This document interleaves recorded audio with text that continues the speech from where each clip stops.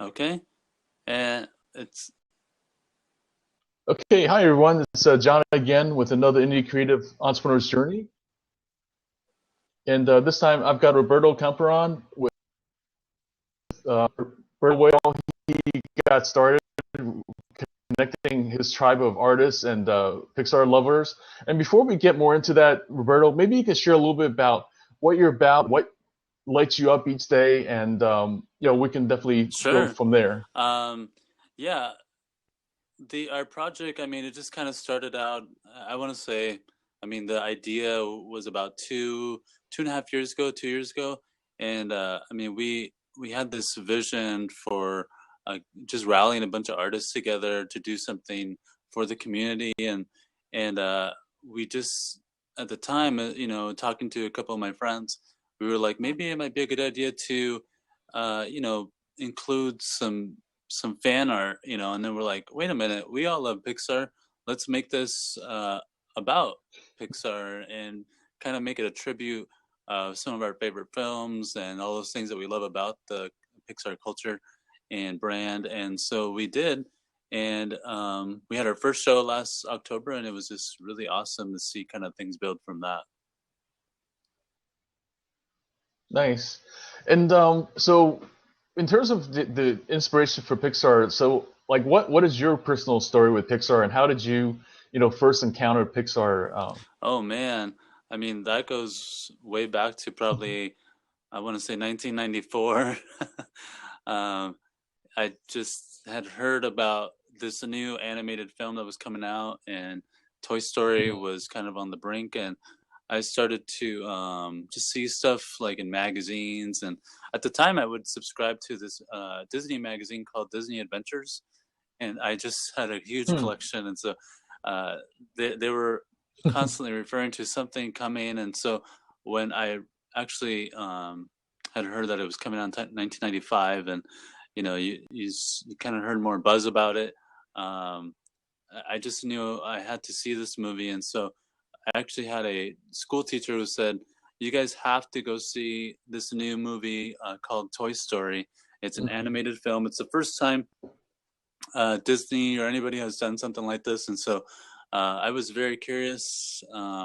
Yeah, when I remember seeing it, and then I was like, "Wow, this is great in so many different ways. Not just with the technology, but the storytelling was incredible." And I think technology is almost like the second to it because the story is so good and the characters are so lovable. Um, you know, from Yeah. then on, I just kept catching up with the Pixar brand, and I remember late in high school, I got involved in this animation class, and it was all computer Hmm. animation. So we were learning, what those tools were like, and I remember we took a trip to LA actually with some of our classmates, and we explored one of the classes. My dog's about to say hi in the background. Awesome. Kiki. um, um, and yeah, it was so cool to like see like us like see the Bugs Life movie and be like, wow, we can make this actually happen from our like room, our Hmm. classroom. And so we started experimenting with stuff like that, and then you know Hmm. I can just moving fast forward 20 years later, I mean, I'm still just as excited about any Pixar movie coming out, and I love watching them. And so I think just kind of being able to pay tribute to that was just kind of exciting, to the as an adult, now. So Along the way, though, as well as your teacher, were there other people that kind of led you to kind of, or inspired you to kind of continue with your own art, and then ultimately to create the event for the love of sure. Pixar? Yeah, I think over the years, I mean, I basically jumped into a role of graphic designer slash communication specialist as a career, Hmm. but along the way, I mean, I still had this love for arts and the fine arts in general, and so just drawing, kind of hands on, and so a lot of my friends would invite me to their art shows, and we would just do them for fun. Sometimes we'd have 15 people involved, and no, they were small. Maybe 200 people would come and enjoy it over the day. But to to fast forward and go, wow, I want to take those same ideas, all those things that other friends have taught me, and the school teachers have encouraged me to do, and just drawing, and I want to do something more with it. And so when we started For the Love of Pixar, we started communicating it, to people through our blog, and then more people jumped on board. We then uh, began to tell people over social media, Facebook, Instagram, Twitter, and word continued to get out. So it was really cool to kind of see these layers build up, and for us to finally have the chance to have our own show in October of last year, and then now getting ready for our next show in February of this coming year, 2016. Nice. I know that do some of your own art, like with Pixar and stuff. Do you have anything readily available? I know that like I'm putting you on the spot because we didn't really talk about that ahead of time. But yeah, would you have something that you can prop up or anything like Oh, that, or like that's handy or? let me. I don't see anything in my view, but I would have to go and dig.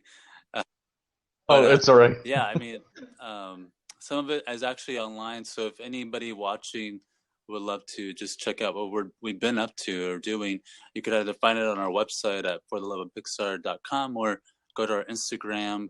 It's For the Love of Pixar as well. And on Twitter, it's for the number four, because they limit us on characters. So it's For the Love of Pixar there as well. So we have pieces here and there, but I think to me the most exciting piece about it has been recruiting the artists, to Mm. join me in kind of this vision. So it's not just only me anymore, with this idea. It's now collaborating with so many really neat people to jump on. Yeah. Absolutely, yeah. That definitely. I've the different times I've been involved with communities is just really getting other people to kind of step up and to kind of join you in your quest, if you will. And the thing is though that like along the way though, I find that it's the typical Hollywood kind of image of success is that like everything's kind of like after the 20, 30 minutes, like kind of, Oh, or then 90 minutes and stuff. They reach their victory and stuff sure. like that. But certainly, I think what happens along the way is a lot of ups and downs and like our doubts and stuff. So when you were first doing the show, and I think it's awesome that you were successful stuff like that. But can you talk a little bit about kind of like some of the things you ran into that kind of made you wonder, like, was it going to happen? Was it going to come together? And like kind of some of those kind of challenges that kind of really made you question what you were Sure. doing? Yeah, I think one of the first things initially was, because I kind of had removed myself a bit from art shows and things like that for at least 5 or 6 years. And so, I mean, I'd always done artwork along the way, but I hadn't been involved in kind of that community for a while. So when we were going to Mm. put our own art show together, people were asking, you know, um, like, where are you going to find these artists? And I kept saying, I'll start with my friends. And it was just really cool to like see that kind of build. So I did start with my friends, and then those friends told other friends, and it was just really neat to see that kind of build itself. And so now that we're about to do a second show, we're seeing some really, really neat things in that people are just getting the word out faster, and people are signing up on their own without me having to say much along the way. So, so that's been neat, and I hope that it continues to grow and that we can continue to develop that. That was definitely one of our first So challenges. like, yeah, yeah. So like just getting that initial moment was something you had to overcome and stuff. Were there also like kind of just like I think what's kind of Stein's artists run into is just simply like the logistics issue. It's like kind of they stumble on like kind of because they're creative and stuff like that.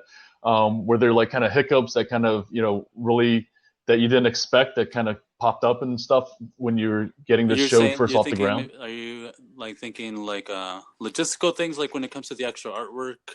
Um, uh, Yeah, were there just some things that were unexpected that happened, that you hadn't thought about or just didn't occur to you until like then when you were getting more into it for the first yeah, show and well, we stuff? wanted to, because we did love Pixar so much, we were like, well, we we were like, I bet Pixar would be totally on board with this, but so we actually did write them a letter, and Hmm. unfortunately they rejected us. They said you can't sell artwork with our properties, which Wow. we totally understood, and but because it Hmm. was a for charity, we decided to just use kind of their characters to attract people to our show, but we never sold any of the work that actually had their properties on it. So it was just a way to attract people to the show. But at the actual show, we had original art, original ideas that we actually did sell.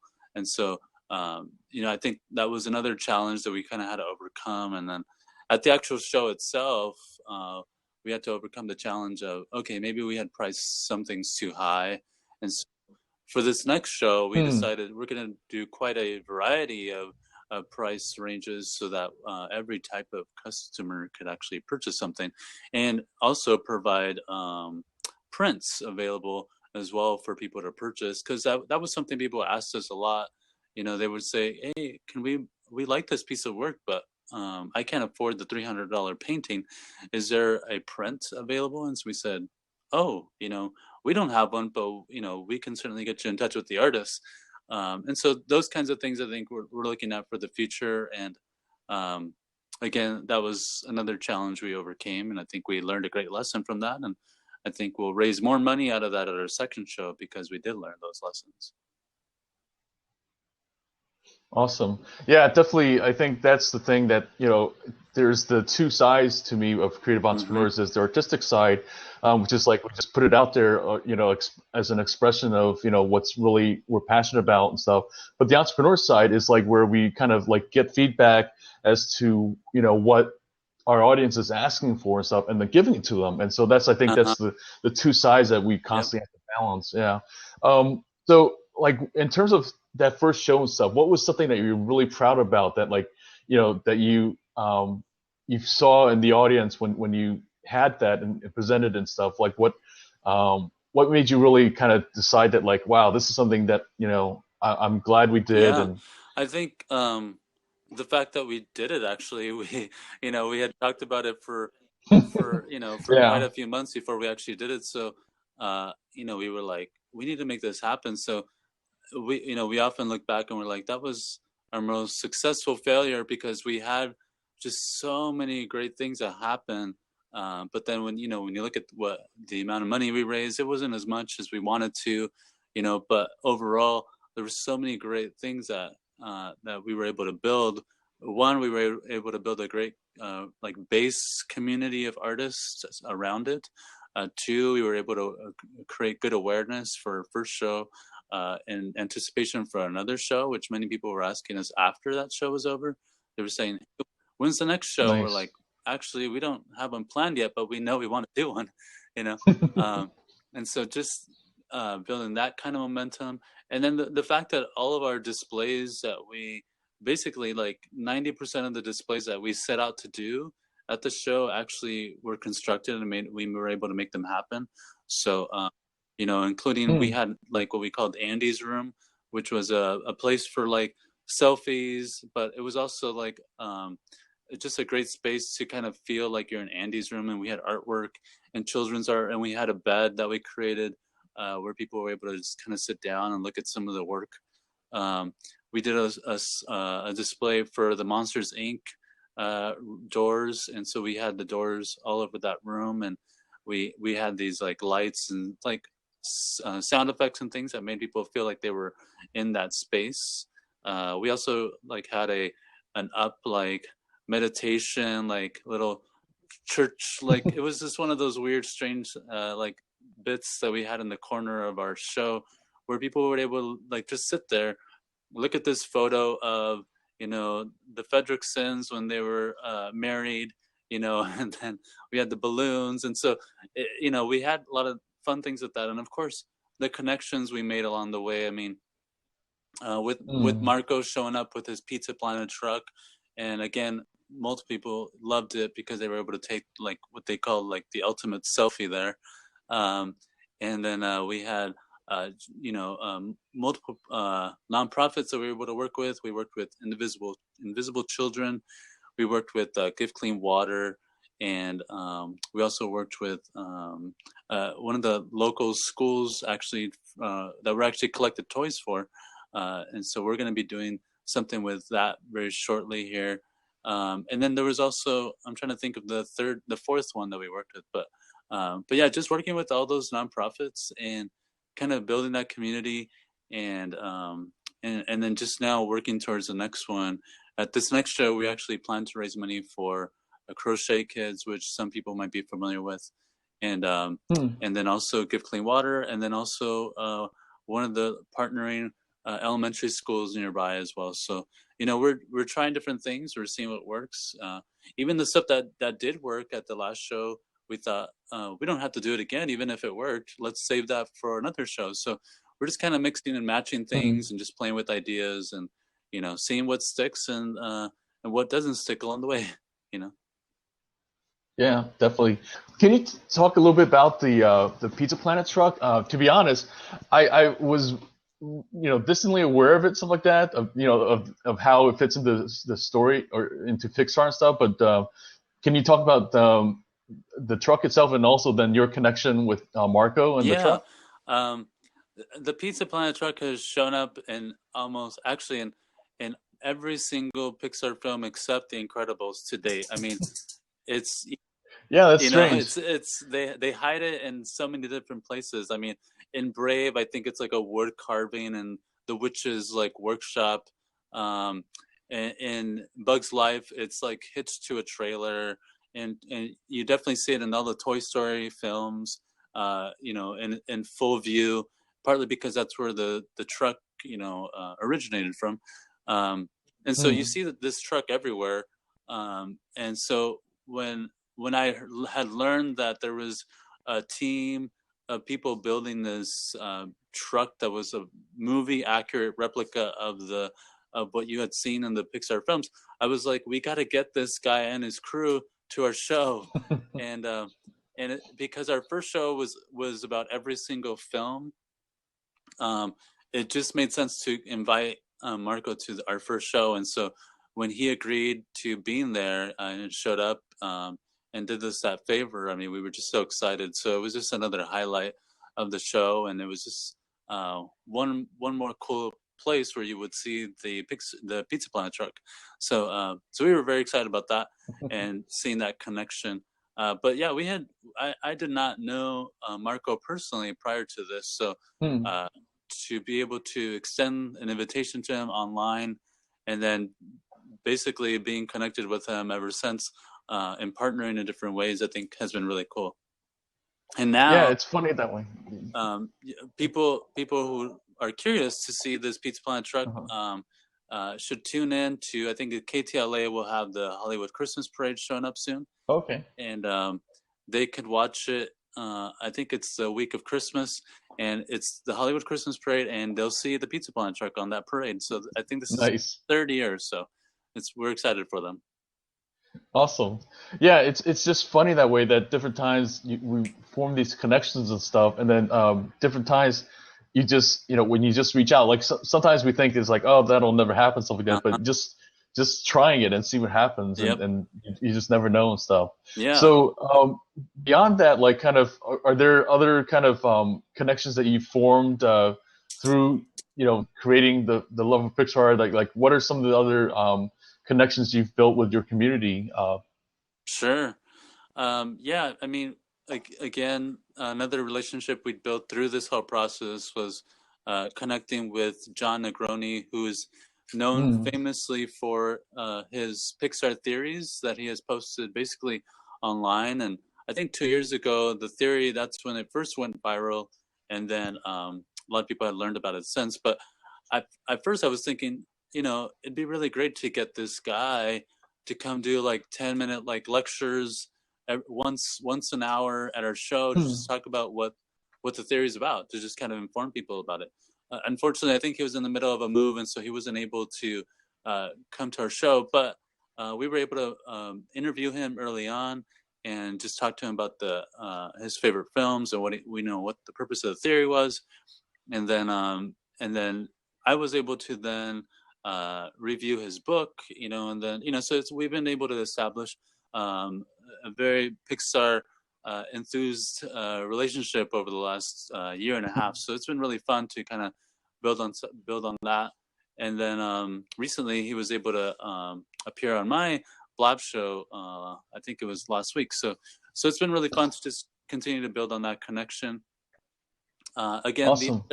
the other great connections that I just love is being able to personally meet some of the founders of these Mm. nonprofits.